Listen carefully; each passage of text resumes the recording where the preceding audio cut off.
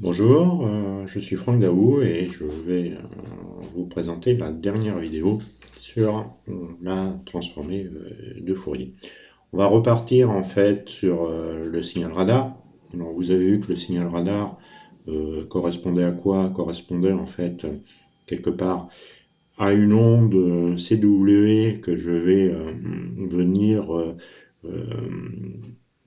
enfin que je vais laisser passer pendant une durée tôt, c'est typiquement, vous pouvez comparer ça à une fenêtre en fait, une fenêtre qui glisse, et à un moment vous voyez la lumière et à un autre moment vous voyez plus la lumière, mais c'est à peu près la même chose, donc quelque part un interrupteur.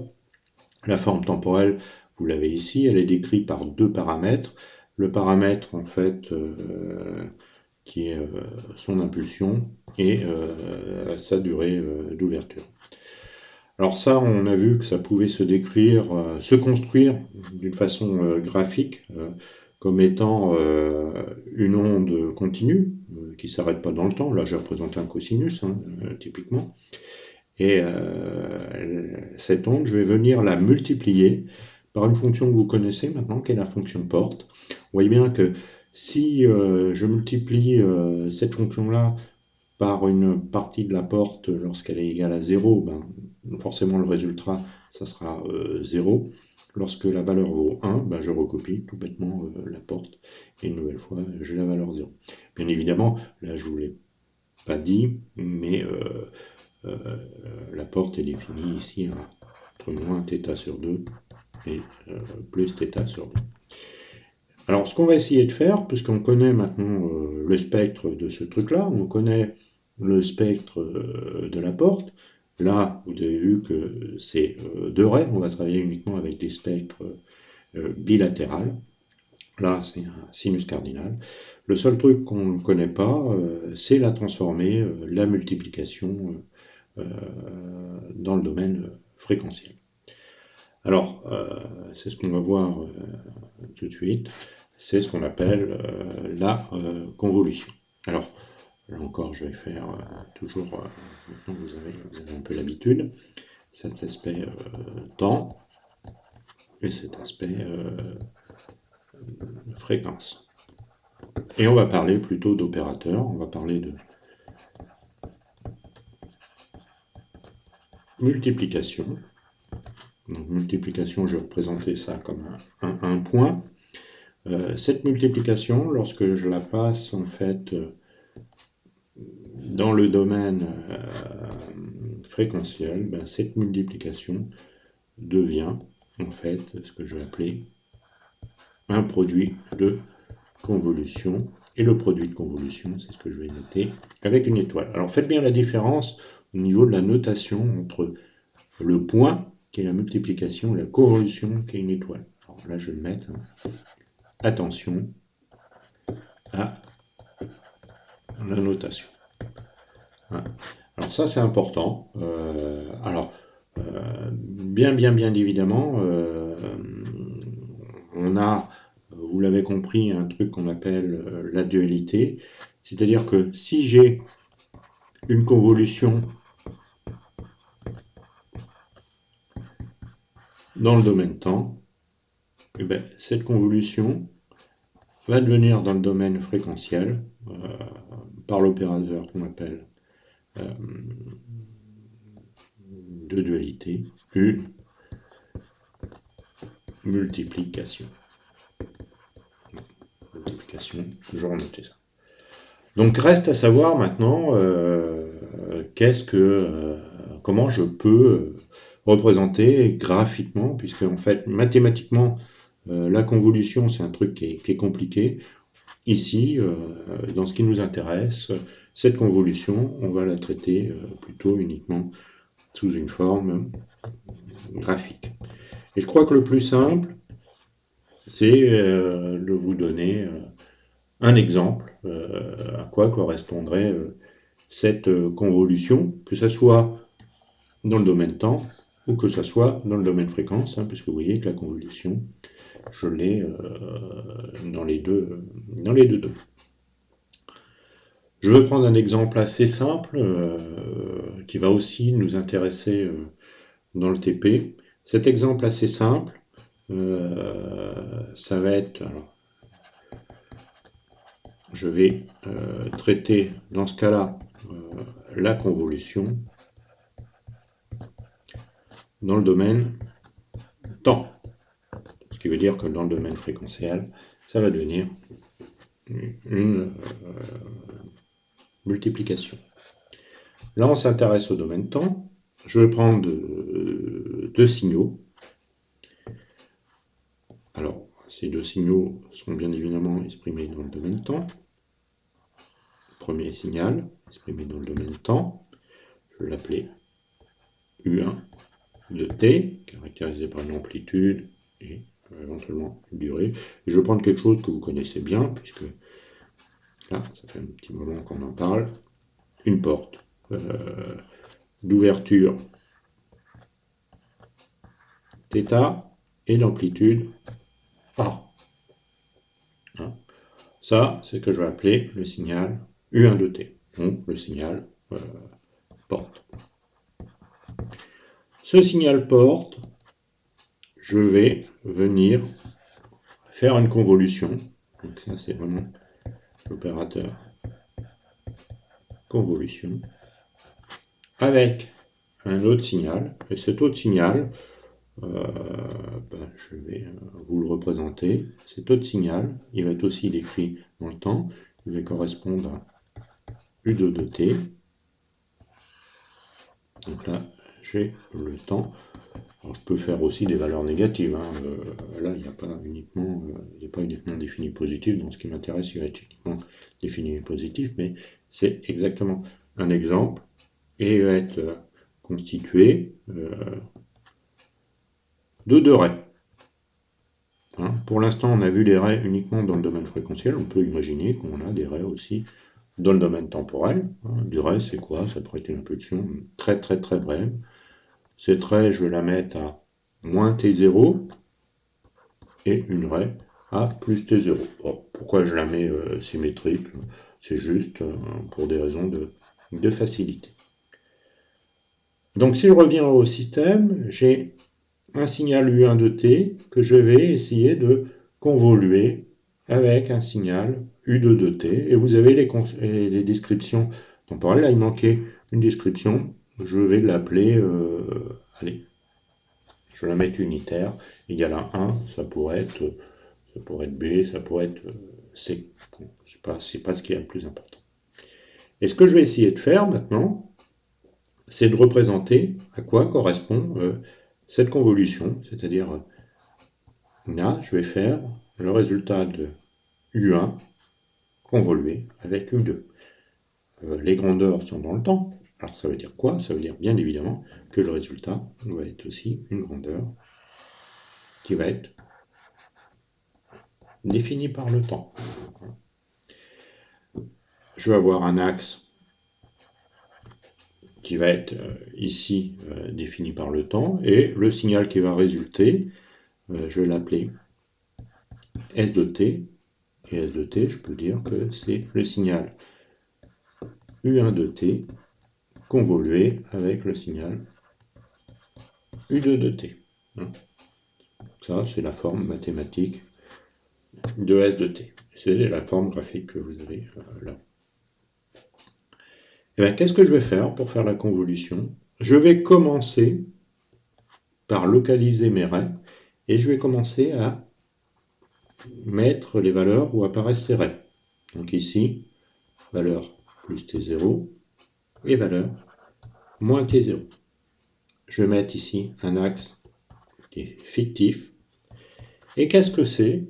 Eh bien, uniquement la convolution, ça va se traduire par recopier le motif, ce motif-là, autour des valeurs de raies. Donc en fait, ça correspond quoi? En fait, ici vous avez un 0. Ce 0 va venir apparaître en moins t0, et ce 0 va apparaître en plus t0. Ça veut dire quoi? Pratiquement, ça va se traduire uniquement. Je recopie le motif, là vous voyez que le 0 est devenu plus t0. Hop. Et puis, je fais la même chose sur moins t0. Moins t0. Voilà. Hop. Et ma convolution m'a permis en fait de fabriquer un système qui est composé de deux impulsions. Bien évidemment, comme j'ai recopié mon motif, ben, là j'ai encore une ouverture de θ. Bien évidemment, là j'ai encore une ouverture de θ. Hein. Qu'est-ce que je peux dire d'autre? Ben, je peux parler de l'amplitude. L'amplitude ici, A, je la multiplie par 1. Donc en fait, ici, qu'est-ce que j'ai comme amplitude? Ben, c'est la valeur de A multiplié par 1. Donc ça va être la valeur de A. Hein. Ce qu'on peut dire aussi à ce niveau-là, c'est que j'ai un signal ici non périodique. Parce qu'en fait, j'ai juste recopié deux impulsions. Donc la convolution, c'est juste de faire un changement de repère par rapport à la position des raies. Vous recopiez votre motif à la position où vous aviez les raies. C'est pas plus compliqué que ça. Donc là, vous avez l'exemple. Alors, c'est assez simple, mais on va voir maintenant en utilisant mon signal radar. Hein, je vous rappelle que si je reviens avec mon signal radar, alors, il était où mon signal radar? Il était ici. On va essayer de reprendre ce signal et de voir ce que ça va donner dans le domaine spectral.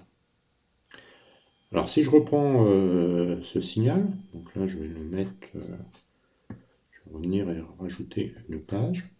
Donc vous rappelez que le signal radar, alors on va le mettre ici dans le domaine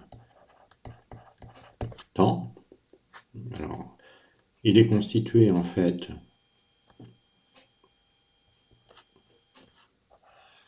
d'un signal, je vais l'appeler U1 de T. Je ne me rappelle plus ce que j'avais mis, bon, mettons A, amplitude plus ou moins A.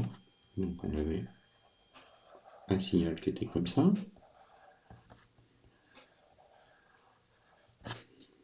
Ce signal, il était multiplié. Alors tout à l'heure j'avais pas mis le rond, donc là on va pas mettre le rond. Il était multiplié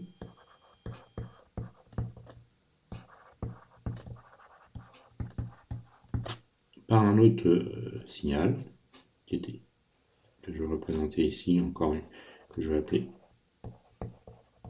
U2 de T. Je vais encore représenter en fonction du temps. On avait vu que ce signal U de T, alors je vais le faire d'une autre couleur, il était en bleu. La porte avait une amplitude unitaire et une ouverture qui valait θ, qui est θ valait tau. Hein, voilà. Et ça, on avait vu que ça représentait en fait le signal que je vais représenter ci-dessous. Voilà. En fait, c'était uniquement un signal. Voilà. Hop.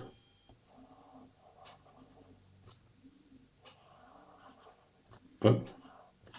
Et après, il était mieux. Alors ce signal, vous voyez, c'est le signal radar, ou on pourrait dire aussi que c'est le signal tronqué. Ce signal, je l'appelais S de T. S de T, on voit quoi? On voit que c'est U1 de T fois U2 de T. Alors là, j'étais bien évidemment dans le domaine temps, et je vais faire comme d'habitude, la représentation dans le domaine fréquence, et je vais utiliser uniquement en fait les spectres d'amplitude et qui vont être de nature bilatérale.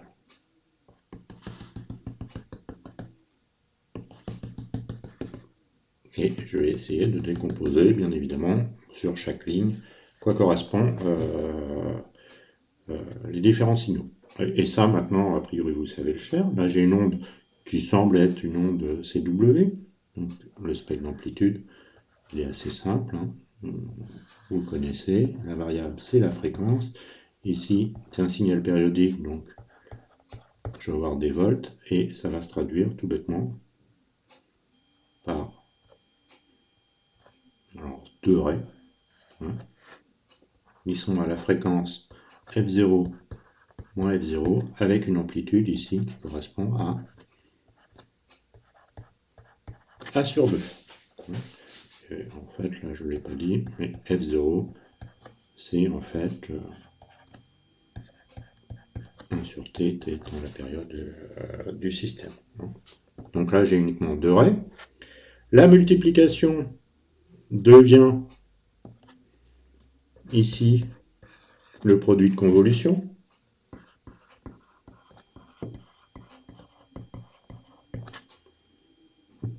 L'autre signal en fait que j'ai, c'est le signal porte. Là, vous savez que le signal porte, c'est un signal qui est non périodique. Il va être caractérisé, alors ici, je vais l'appeler U2 de F. Hein. Donc là, c'est F. Donc là, c'était U1 de F. U2 de F, ben, c'est quoi? C'est tout bêtement votre fameux sinus cardinal. Hein. Ce sinus cardinal, vous savez qu'ici, vous avez en fait le passage par 0, c'est 1 sur θ, où θ s'appelle le taux, et que la valeur que vous avez ici, qu'on appelait A0, elle vaut en fait 1 fois taux, et vous savez que l'unité de ce truc-là, c'est des volts par hertz, ou des volts secondes. Donc j'ai représenté le spectre bilatéral d'amplitude en fait d'une onde CW, notamment une onde cosinus, caractérisée par une amplitude et une fréquence, une porte caractérisée par une amplitude unitaire et une ouverture d'état. Son spectre bilatéral d'amplitude, c'est un sinus caractérisé, sinus cardinal, excusez-moi. Le premier passage par 0 correspond à 1 sur θ. Là, bien évidemment, vous avez 2 fois cette valeur-là, et ainsi de suite, 2 sur θ et ainsi de suite. Et reste maintenant à effectuer la convolution entre ces raies et ce signal. Bah, si vous avez compris ce que je vous ai raconté précédemment, je vais essayer de la faire avec vous. Donc je suis toujours en présence bien évidemment d'un spectre bilatéral d'amplitude. Donc là je vais essayer de mettre mon axe. Là je vais l'appeler S de F. Notez S de F c'est quoi? C'est le produit de convolution de U1 de F convolué avec U2 de F. Et ça va se traduire, je vais le faire en noir, ça va se traduire quoi? Ben, tout bêtement, je vais recopier mettre déjà mes axes. F0, moins F0, ça correspond à ces deux points-là. Et le 0 qui était ici devient plus F0. Dans ce cas-là, ça va me faire quoi? Ben, ça va me faire quelque chose comme ça. Et je recopie la même chose en moins F0. Alors là, ce que je pourrais dire au niveau fréquentiel, c'est que le point qui est ici, c'est F0 plus 1 sur θ. Bien évidemment, ce que vous avez là, c'est F0 moins 1 sur θ. Et ça se continue jusqu'à l'infini, hein, mais bien évidemment, les amplitudes après sont tellement faibles que la somme entre les deux devient négligeable. Et il reste à maintenant avoir la valeur maximum. Et bien tout bêtement, ça va être cette valeur-là,